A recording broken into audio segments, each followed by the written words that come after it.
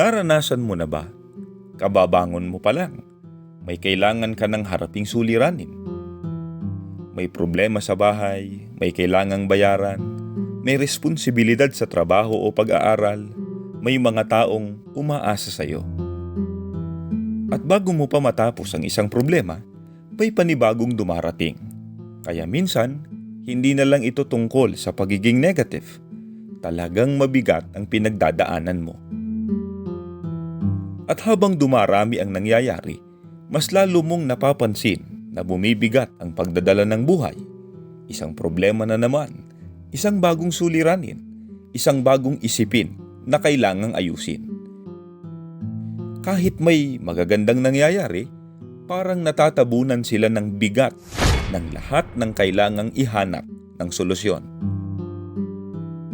Sa psychology, may tawag dito, negativity bias. Mas tumatatak sa atin, mas mabilis nating napapansin at natatandaan ang mga negatibong bagay kaysa sa mga positibo. Bahagi ito ng paraan kung paano nagpa-process ng information ang ating utak. Pero isipin mo, paano kung hindi lang isang negatibong pangyayari ang kinakaharap mo? Paano kung sunod-sunod? Dahil may mga problemang kailangang talagang harapin. At dito pumapasok ang isa pang bigat, ang tinatawag na invisible load. Hindi lang ito mga bagay na ginagawa mo. Kasama rito ang lahat ng kailangan mong isipin, tandaan, planuhin at alalahanin. Ano ang kailangang bayaran? Ano ang kailangang ayusin bukas? Paano pagkakasahin ng oras, salapi at lakas? At kahit wala kang ginagawa minsan, dala-dala mo pa rin sila sa isip mo. Kaya kapag pakiramdam mo, ikaw lang ang may pasa ng lahat, hindi nakapagtatakang mapagod ka. Dahil hindi lang katawan mo ang nagtatrabaho, pati isip mo, hindi nagpapahinga. At kapag laging ganito ang buhay, maraming problema, maraming responsibilidad, mas madaling maubos ang emotional energy. Mas mabilis kang ma-overwhelm, mas maliit ang pasensya, bumibigat kahit ang maliliit na problema. At kapag nagpatuloy ito, maaari itong mauwi sa chronic stress, anxiety, at emotional exhaustion. Paano kung mas lumala pa ang sitwasyon? Kung mas dumami pa ang intindihin at isipin? Paano natin magagawang malampasan at mapagtagumpayan ang ganitong sitwasyon? Kapatid na Israel, kitang-kita po at damang-dama ng maraming tao ngayon. Hindi lang po yung sunod-sunod at maraming mga suliraning dumarating po sa kanilang buhay, kundi maging yung bigat po ng epekto po nito sa buhay po ng bawat tao. At walang exempted sa bagay na yan. Halos lahat ng tao talagang nakararanas ng iba't ibang mga suliranin. At walang pinipiling edad, ika nga. Wala ring pinipiling kalalagayan sa buhay at sa pamumuhay, maging sa katayuan sa lipunan. Lahat ay nakararanas ng mga suliranin. Hindi rin nga po pinag-uusapan dito, kapatid na Israel, yung lugar kung saan po sila naroroon. Saan mang panig ng mundo, nakararanas ang tao ng iba't ibang mga suliranin, di po ba? Kaya sa discussion po natin ngayon, kapatid na Israel, makaka-relate po yung mga nakasubaybay po sa atin. Mga kaibigan, sa pamamagitan po ng Biblia, aalamin po natin kung paano tayo makalalagpas sa lahat ng mga suliranin na maaari pong dumating sa buhay natin. Pero alamin po muna natin, kapatid na Israel, ano po ang nadarama ng maraming tao ngayon dahil po sa tindi ng mga suliraning nasasagupa po nila sa kanilang buhay. Mga kababayan, ganito po ang malinaw na sinasabi po sa atin ng banal na kasulatan. Dito po, sa aklat ng mga awit sa 31 at 10, ganito ang ating mababasa. Ang buhay ko ay dapat nang magwakas sapagkat lungkot na lungkot ako. Magwawakas ang buhay ko na lumuluha. Labis akong nalulumbay na anupat nang hihina na ako. Ang mga buto ko ay mahina na. Mga kababayan, hindi po ba totoong-totoo ang binabanggit na ito ng Biblia? Ito po ang halos sinasabi at iniisip po ng marami. Ang sabi po sa talata, ang buhay ko anya ay dapat nang magwakas sapagkat lungkot na lungkot ako. Labis akong nalulumbay na anupat nang hihina na ako. Larawan po ng kawalan ng pag-asa. Hindi lang po basta sinabing nalulungkot eh. Inuri po, labis yung kalungkutan o yung kalumbayang nararanasan.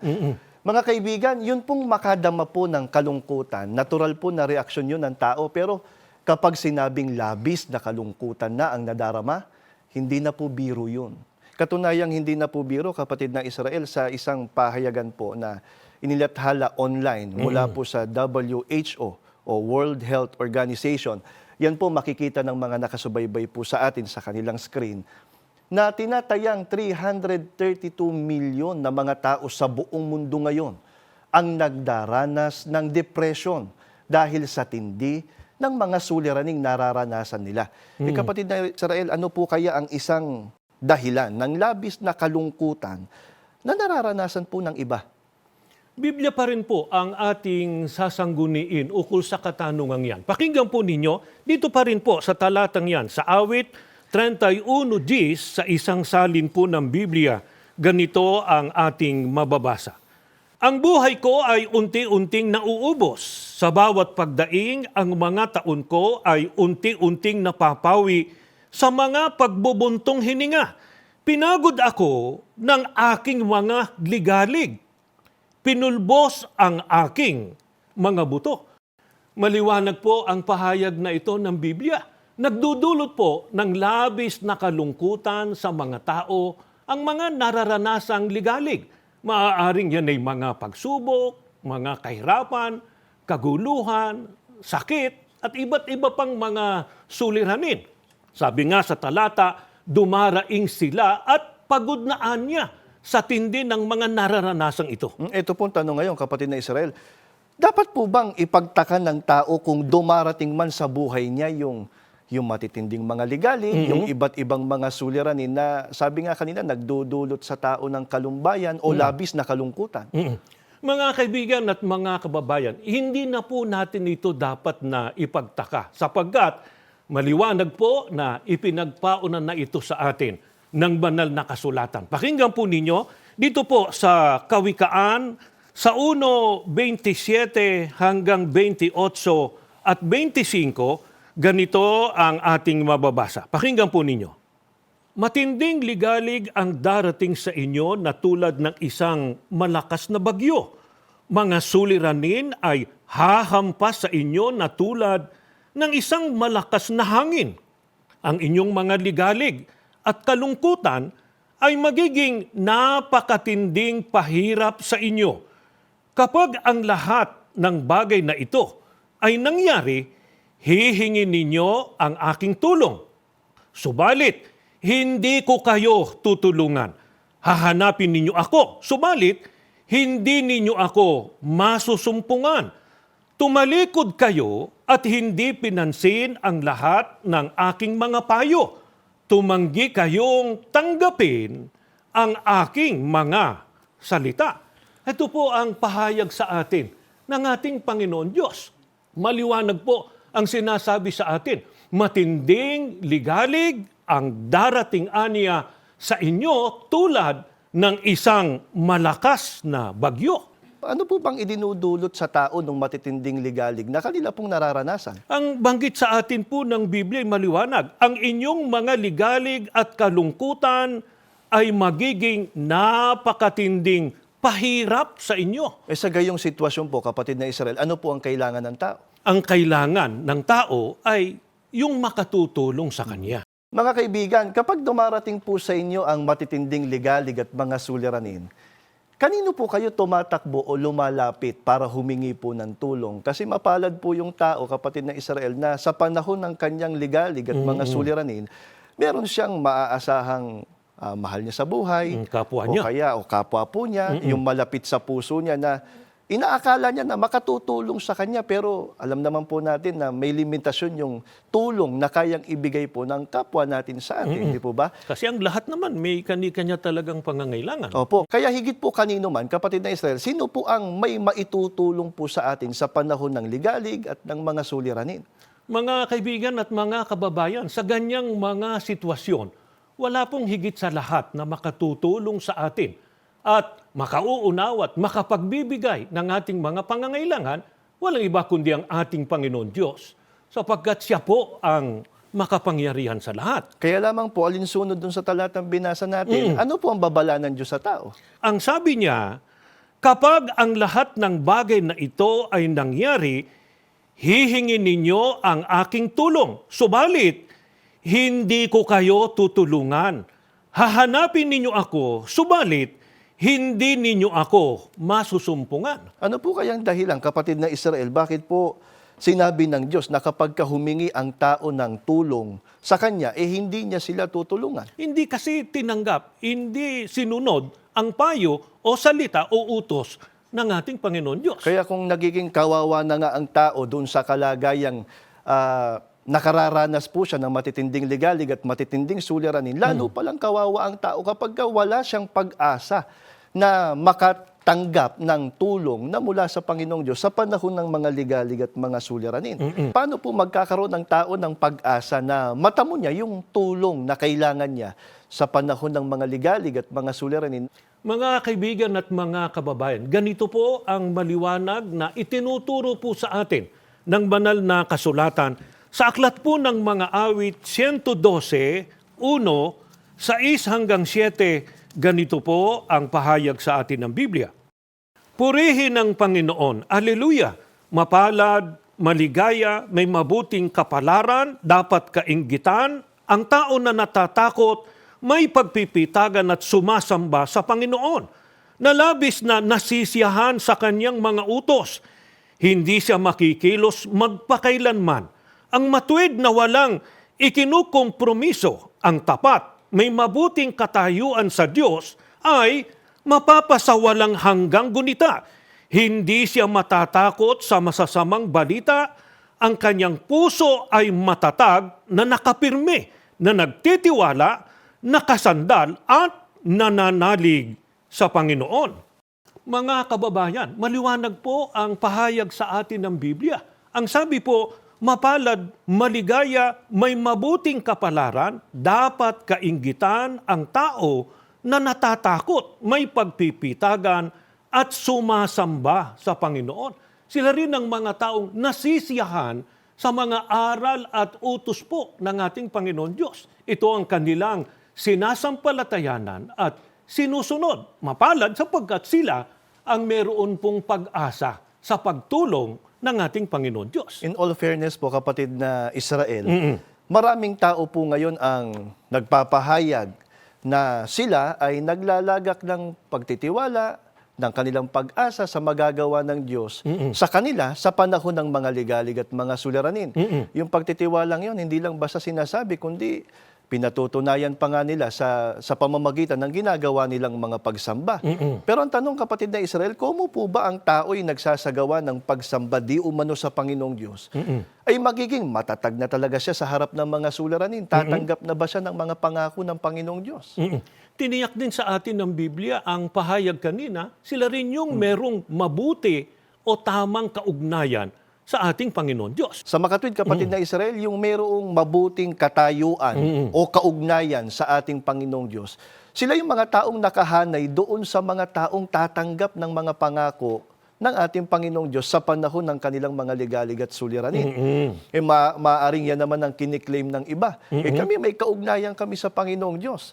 Sa pamamagitan po ng Biblia, kapatid na Israel, sino po ang pinakikilala ng Biblia na may mabuting katayuan o kaugnayan sa Panginoong Diyos? Ganito po ang maliwanag na sagot sa atin ng Biblia, mga kababayan. Pakinggan po ninyo. Dito po sa Roma, sa 5:1, 8 hanggang 9, ganito ang maliwanag na pahayag po sa atin. Pakinggan po ninyo.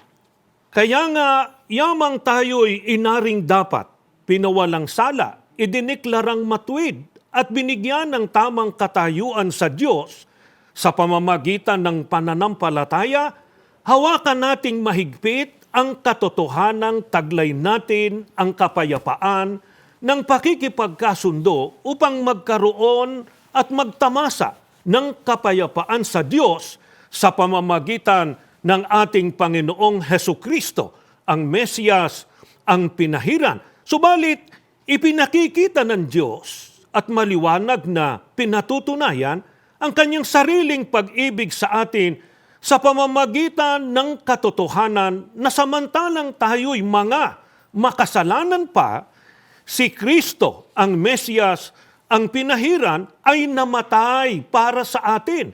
Kaya nga, yayamang tayo ngayon ay inaring dapat pinawalang sala, ginawang matuwid at dinala sa tamang kaugnayan sa Diyos sa pamamagitan ng dugo ni Kristo. Gaano pa kaya katiyak na ililigtas niya tayo mula sa galit at puot ng Diyos?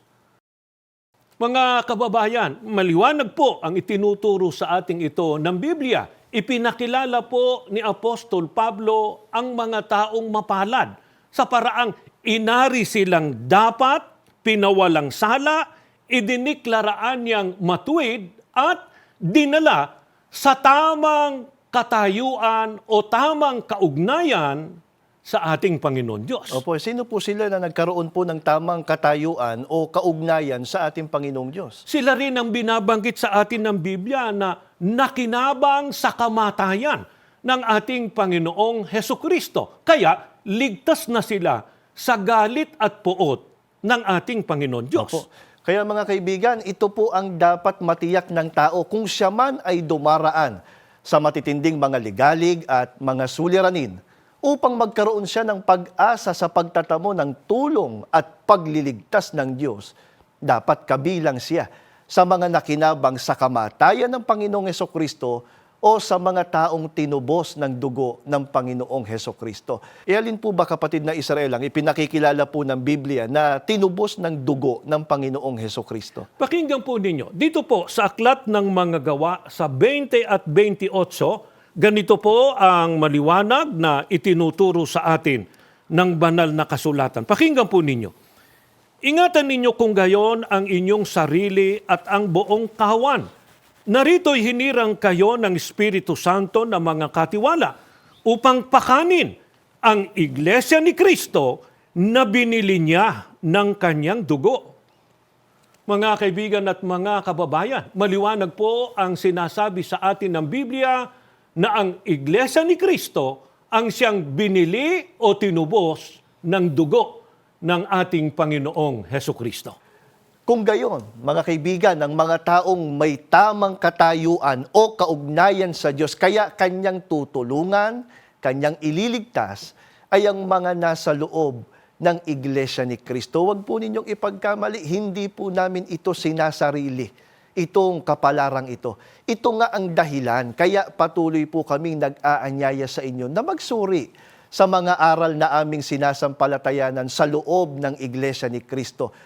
Ibinabahagi namin sa inyo ang kapalarang magtamo ng pagtulong at pagliligtas ng Panginoong Diyos sa panahon ng mga suliranin, higit sa lahat ng pagliligtas ng Panginoong Diyos sa araw po ng paghuhukom. Mga kaibigan, pinakahahangad po ng palatuntunang ito na matupad ang napakadakilang hangarin ng Panginoong Diyos na isinasaad sa unang Timoteo 2:3-4 na ang lahat ng tao'y mga ligtas at mga kaalam ng katotohanan. Salamat po sa inyong pagsubaybay. Bago lamang po tayo magtapos ay inaanyayahan po namin kayo sa isa pong panalangin.